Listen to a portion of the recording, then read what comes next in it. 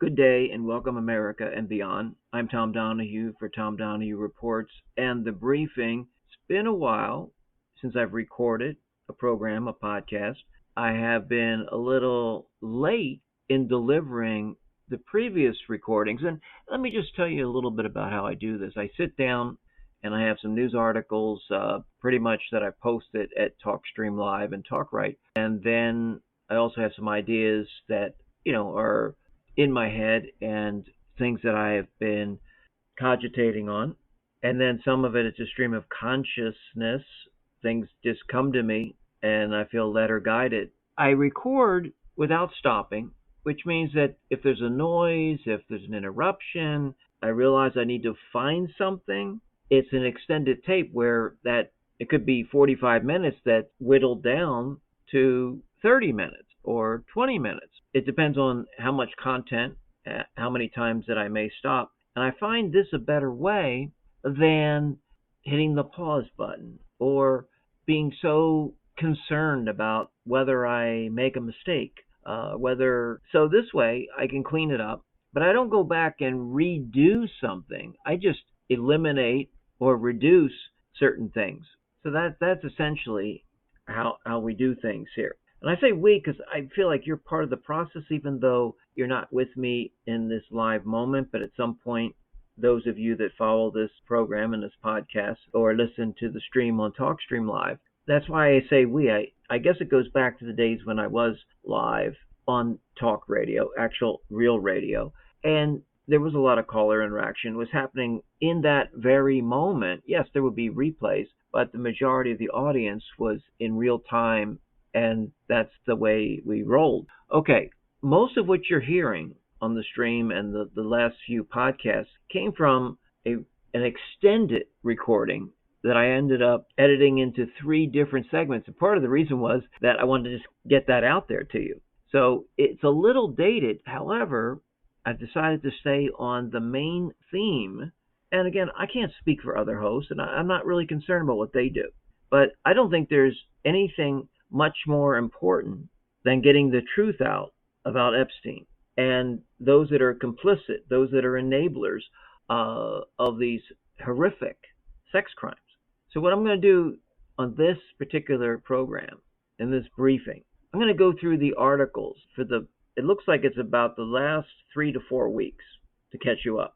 And I may pause and make comments about these articles, but I want you to have many reference points as it relates to the Epstein scandal, saga, conspiracy, cover-up, as you possibly can, so you can share with others. Now, there were several news sources that were reporting back a few weeks ago that Trump officials were having this dinner to discuss a strategy, and the dinner was hosted by VP Vance. Not that that's all that important, but to strategize, just release the files. Let the chips fall where they may. But it's all this backroom strategizing to protect whom? Well, wealthy donors, some folks that work in the Trump administration, Trump himself. And to call this a hoax, and it keeps coming up over and over again in the news cycle, in the newsreels. Where's the hoax? And how did the Democrats create a hoax where Clinton is involved and Democrat higher-ups, as well as Republicans? So there's no hoax, and the sex crimes did occur.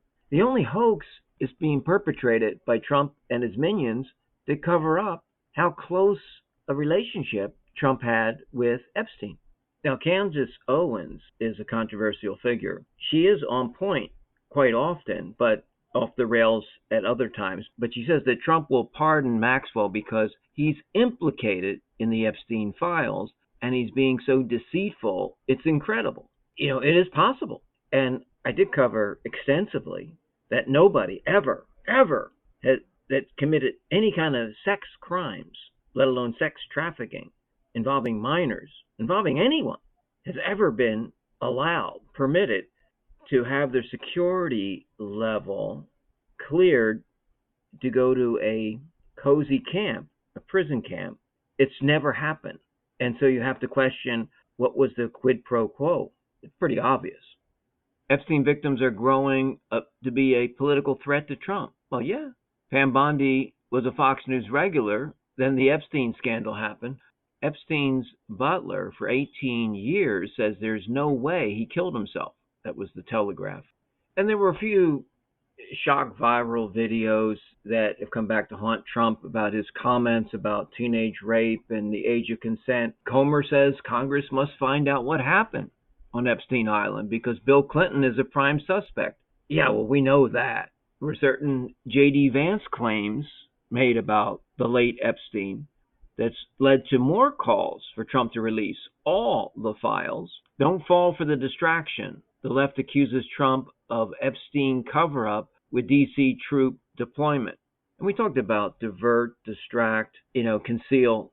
This is the name of the game with Trump. This is prior to Congress reconvening in September, but the Epstein battle set to reignite in Congress, and it did, and we'll get to that. New Epstein survivors come forward, Newsweek. Just 13% see transparency on Epstein case. That's a Fox News poll published by The Hill. 13%. That means that if the MAGA base is 35-40%, give or take, that means a lot of the MAGA base is not so transparent, not seeing so much, not happy with the results. Most Americans disapprove of Trump's administration's handling of the Epstein files. New York Post. Poll nearly 70% of Americans, including the majority of Republicans, think the government is hiding something about Epstein. There was a 60 Minutes Australia report, and it talked about the crisis of credibility, how the Epstein files have turned Donald Trump's base against him. Here was an interesting article that came out. 22 people in Epstein's orbit have mysteriously died. 22. House committee to make Epstein files public after issuing DOJ subpoena. Joe Rogan trashes Trump's repeated claims that Epstein scandal is a hoax. So the Justice Department did issue transcripts and then audio of the interviews with Epstein's ex-girlfriend and co-conspirator and sex trafficker, convicted sex felon, Ghislaine Maxwell. So the DOJ has turned over a batch of files to the oversight panel.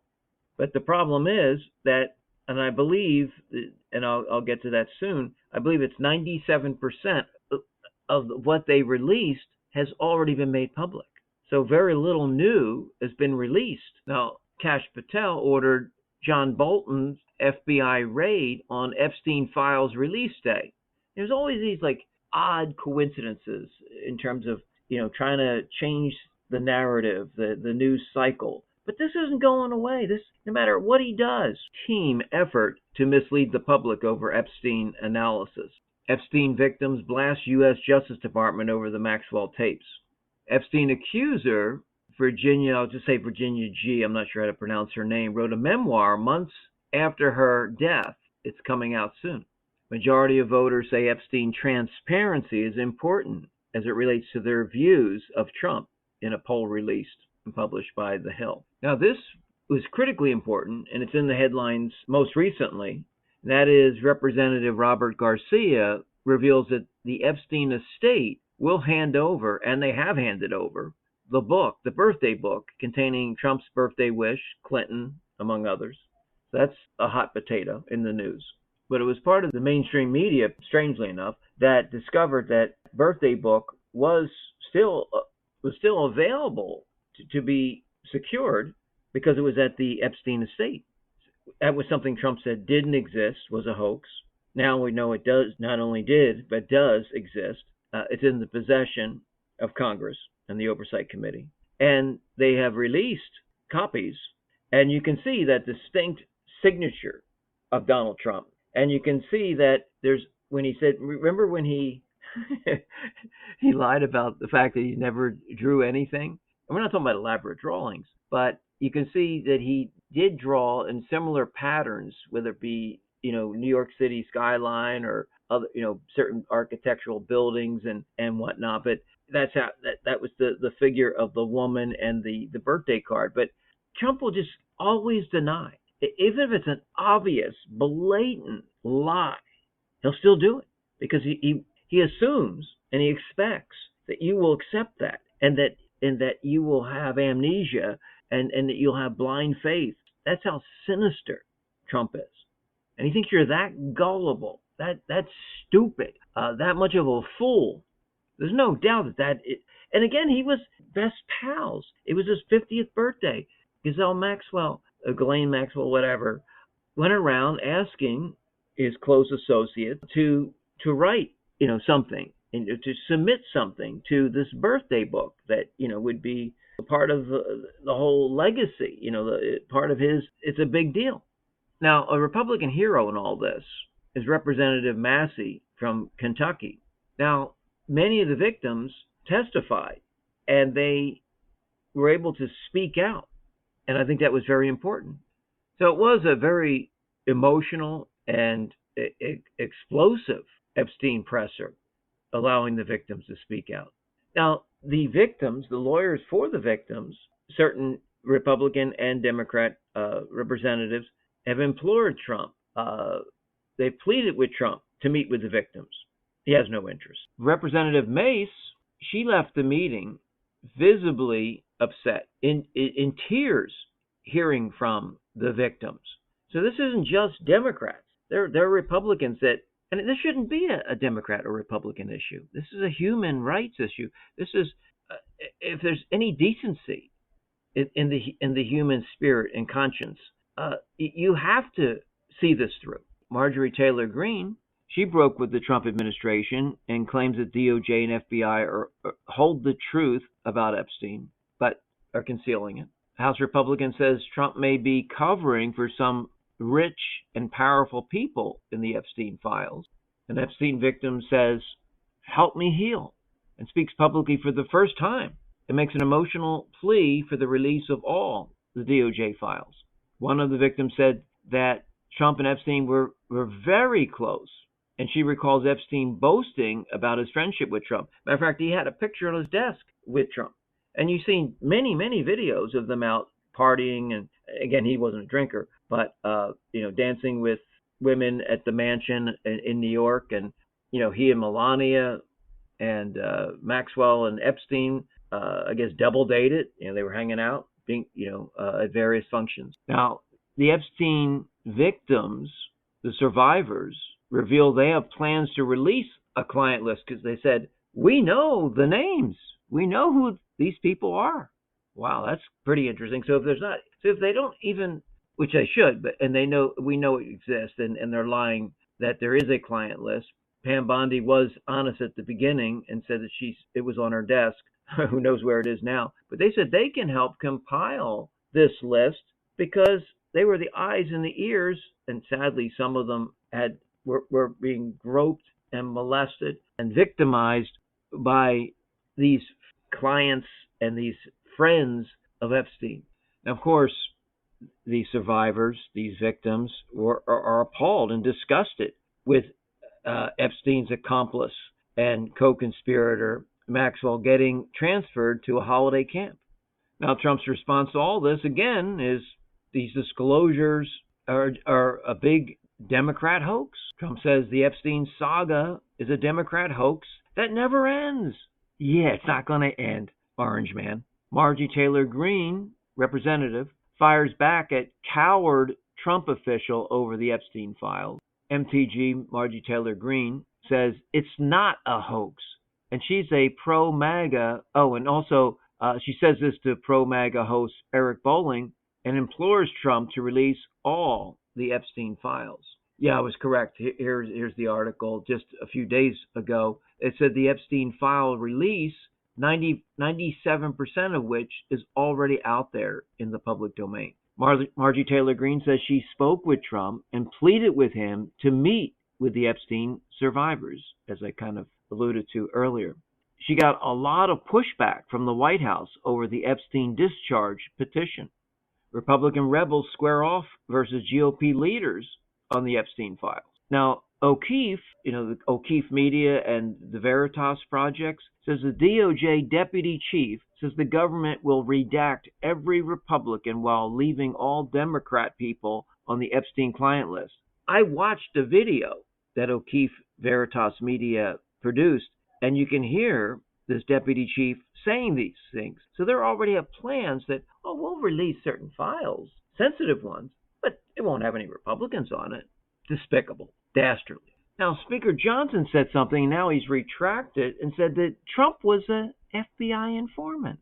And he's the one to help turn Epstein in because of their falling out. Wait a minute. Speaker Johnson wouldn't say that if he didn't have either the blessing or the evidence, or both. Now, we know that Epstein worked for Intel, and we know that he was working with the FBI, and there's evidence to support that he was working with the CIA and with the Israeli Mossad. So wouldn't it be interesting if Trump and Epstein were working to some degree, maybe even in conjunction? But it wouldn't surprise me that Trump would inform on people, because if he can get a competitive advantage, or that he could be dealt lightly because he saw what happened with Epstein, why not? An op-ed piece in The Hill says the Epstein survivors are speaking truth to power, but will America truly listen? Trump says the DOJ has done its job on the Epstein files. Yeah, sure. Speaker Johnson suddenly claims Trump acted as an FBI informant, which we mentioned earlier. Trump posts more rants complaining that the radical left Democrats are bringing back dying Epstein case. Dying? Is he going completely insane? Is he out of his mind? GOP congressman releases Epstein poll results. A Republican congressman, okay?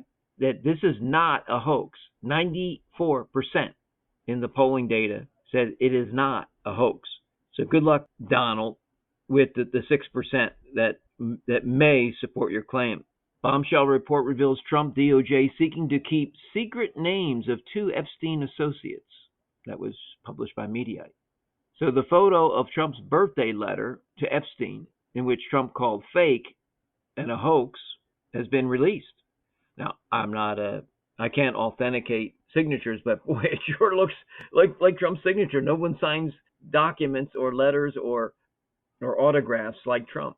White House doubles down after Epstein letter is published and insists Trump did not write or draw or sign. Thanks, White House puppet. Basically, when you have a White House press secretary, they're just propagandists. That's it. They're protectors and propagandists. That's all. It's nothing new with Republicans. I mean, both parties do it. Now, this was really odd. A Mar-a-Lago member reportedly made crude gag about Epstein selling Trump a woman for $22,500. Creepy drawing in Epstein archive shows sex offender approaching girls with balloons before being massaged. That was published in Mediaite and some other news outlets. Trump pronounces Epstein controversy dead, even amid bombshell release of risque birthday letter. Epstein air horns get louder and louder despite GOP's best efforts to quell. Fox News is trying and failing to bury the Epstein scandal. Trump downplays Epstein hoax, and Representative Massey speculates ties to Intel community. The new Trump Epstein birthday book, Bombshell, is deadly and creepy, and Trump knows it. An ex-Breitbart reporter now working for the Daily Mail grills Leavitt, press secretary, over Trump's handling of the Epstein scandal. Does the president care about these victims? No, that's my response. Trump's all-guns-blazing approach backfires on Epstein birthday letter, The Hill. The White House fumes over Epstein birthday book, said to include notes by Trump, Clinton, and other big names, New York Post. Well, I think that's a lot of things to digest. You may or may not have heard these things. We'll continue breaking this down. We'll continue adding and expanding on these topics in future podcasts, because we're not going away. We're not backing off or backing down, and we're not going to be intimidated. And I'm going to continue pressing forward like some of the other brave souls to try to get this information out there. It does not matter whose name gets tarnished, because if you were affiliated, if you were associated, if you were an enabler, look the other way, we're going to hold you responsible, and you're going to be held accountable for sins of omission or maybe commission. That's the way we see it. That's my view. That's the briefing for today. Until we meet again, have a great day.